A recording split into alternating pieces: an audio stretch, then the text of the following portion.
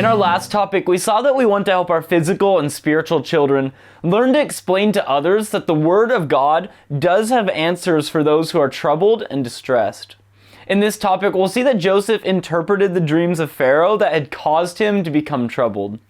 Genesis 41:25-32 says, "Then Joseph said to Pharaoh, 'The dreams of Pharaoh are one. God has shown Pharaoh what he is about to do. The 7 good cows are 7 years, and the 7 good heads are 7 years. The dreams are one. And the 7 thin and ugly cows which came up after them are 7 years, and the 7 empty heads blighted by the east wind are 7 years of famine. This is the thing which I have spoken to Pharaoh. God has shown Pharaoh what he is about to do. Indeed, 7 years of great plenty will come through all of the land of Egypt. But after them 7 years of famine will arise, and all the plenty will be forgotten in the land of Egypt, and the famine will deplete the land. So the plenty will not be known in the land because of the famine following, for it will be very severe. And the dream was repeated to Pharaoh twice, because the thing is established by God, and God will shortly bring it to pass." Here we see that Joseph explained to Pharaoh the meaning of his dreams. Joseph had promised Pharaoh that God would give him an answer of peace. We see that Joseph began his answer by giving all praise to the Lord. Joseph said that both of the dreams of Pharaoh actually had the same interpretation.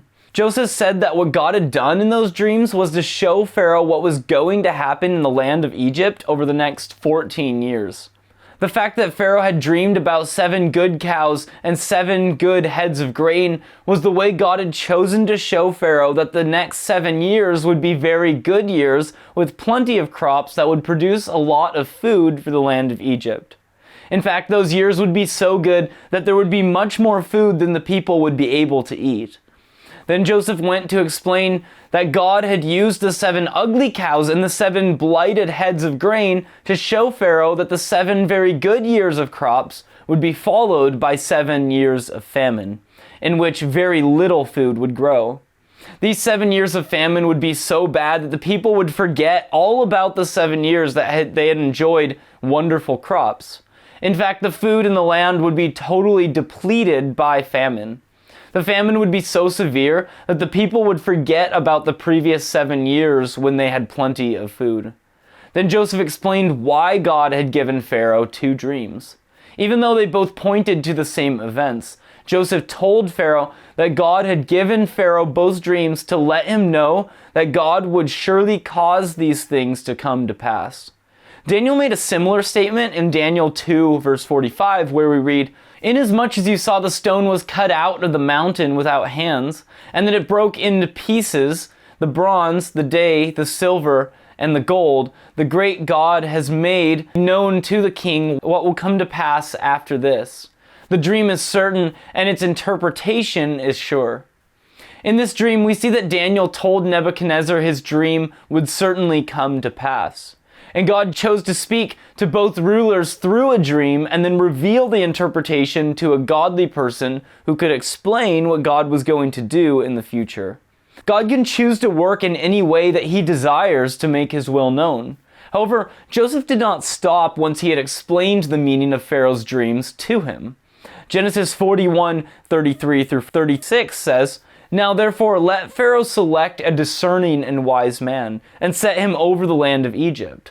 Let Pharaoh do this, and let him appoint officers over the land, to collect 1/5 of the produce of the land of Egypt in the 7 plentiful years. And let them gather all the food of those good years that are coming, and store up grain under the authority of Pharaoh, and let them keep food in the cities. Then that food shall be as a reserve for the land for the 7 years of famine, which shall be in the land of Egypt, that the land may not perish during the famine."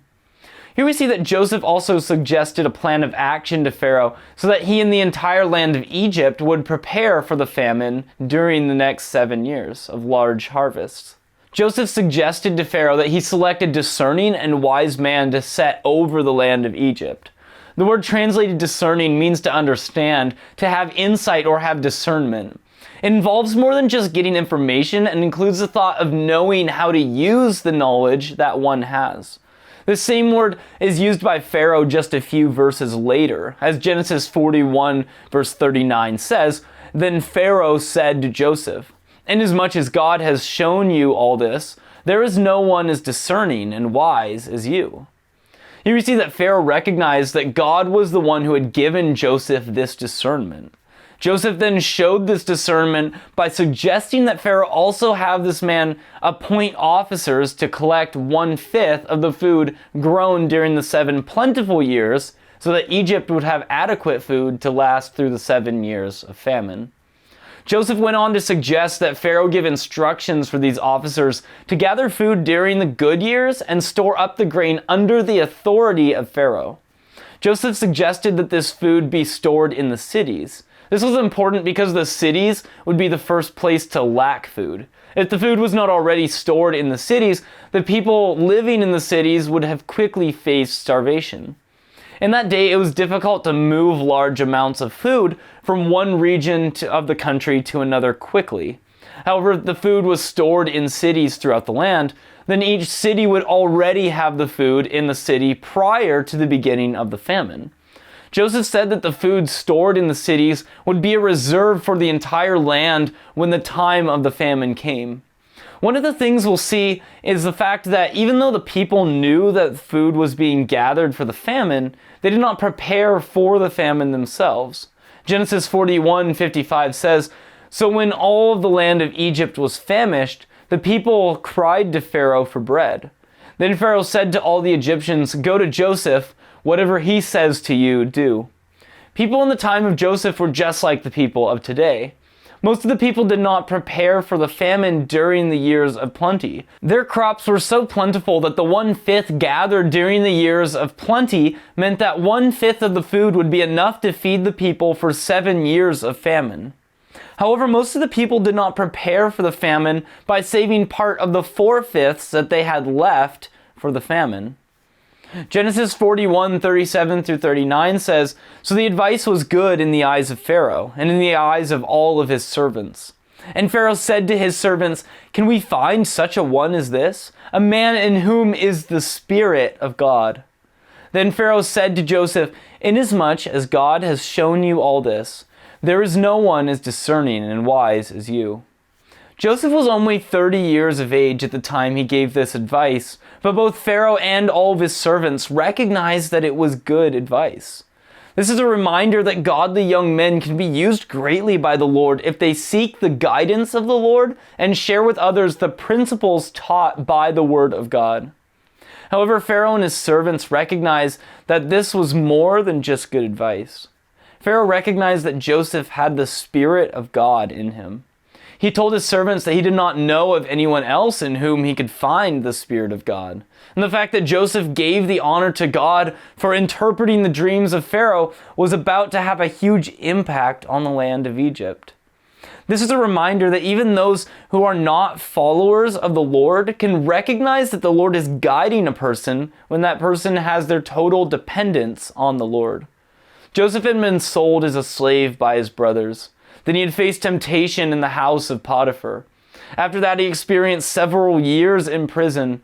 And through these experiences, Joseph had learned that he could trust the Lord in each and every situation. Now, the results of that trust were recognized by Pharaoh and all of his servants. Then Pharaoh spoke to Joseph again. He realized that God had shown him the meaning of his dreams through Joseph. Pharaoh told Joseph that no one else had shown that kind of discernment. We saw that discernment involves more than just gathering information and includes the thought of knowing how to use the knowledge one has. Pharaoh realized that Joseph had done much more than just interpret his dreams.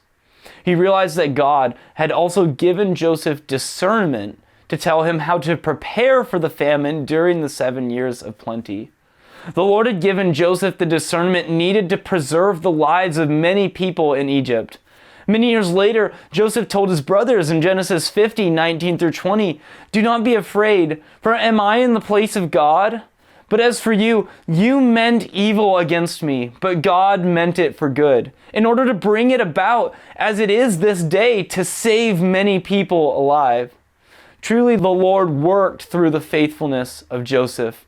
Pharaoh also recognized that Joseph was a man of great wisdom. The word translated wise here speaks of a practical advice based on revelation from God, as well as from his experience and what he had observed. Joseph had certainly provided practical advice to Pharaoh based on the things the Lord had told Joseph about the dreams of Pharaoh. The Lord will also led him through the experience he had gained as a servant over the household of Potiphar, as well as his experience serving others in the prison for several years. We want to help our physical and spiritual children learn from the example of Joseph how to become a person of both discernment and wisdom, so that they can have a real impact on the lives of those to whom the Lord gives them the opportunity to serve. May the Lord richly bless you as you help your children to grow in discernment and wisdom.